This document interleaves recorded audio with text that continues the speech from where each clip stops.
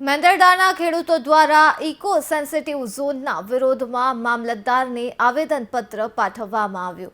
રાજ્ય સરકાર દ્વારા eco sensitive zone notification gazette બહાર પાડવામાં આવ્યું હતું. ત્યારે મેંદરડાના આંબેડકર ચોક ખાતે 21 ગામના આશરે 500 જેટલા ખેડૂતો અને આગેવાનો એકઠા થયા, જેમાં રેલી સ્વરૂપે વિરોધ નોંધાવી મામલતદારને આવેદનપત્ર પાઠવવામાં આવ્યું હતું. તેમજ ઇકો ઝોનના કાળા કાયદાને હટાવવા માટે રજૂઆત પણ કરવામાં આવી.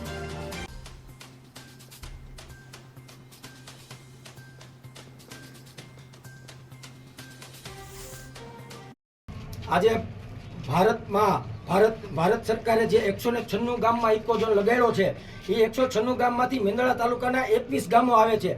આ 21 ગામના ખેડૂતો આજે સૌ આપમેળે ભેગા થઈ ભર બપોરે ભર તડકાના પાણી પીધા વગરના આજે પાદર ચોકથી 3-4 કિલોમીટર ચાલીને આજે મામલેદારને આવેદનપત્ર દેવા માટે આવ્યા છે. આજે આ જગતનો તાત અને આ જગતના બાપ માટે જે આ ઉઘાડ પગો અમારો જે આ ખેડૂત છે એની માટે જે આ કાળો કાયદો લગાડ્યો છે ને, આજે અમે ભારત સરકાર અને ગુજરાત સરકારને કહેવા માંગીએ છીએ કે આ કાળો કાયદો હટાવી લ્યો છો. બાકી આ ખેડૂત છે ને એ ગાંધીનગર સુધી આવતા એને વાર નહીં લાગે અને ત્યાં પણ હલ્લાબોલ કરશે.